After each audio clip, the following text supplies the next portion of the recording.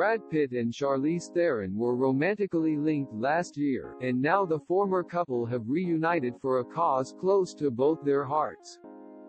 With the U.S. presidential primary elections already underway, and Super Tuesday right around the corner on March 3, the actors have joined a number of Hollywood stars who have spoken out to urge Americans to use their vote.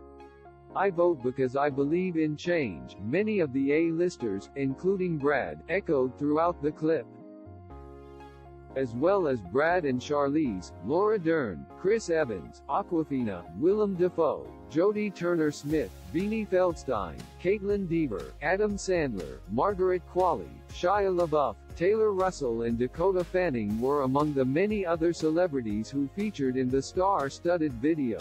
"I vote. We all should vote," Sandler said at one point. Whatever viewers' political stances might be, the celebs just encouraged them to register to vote and be heard. "Go vote," LaBeouf said.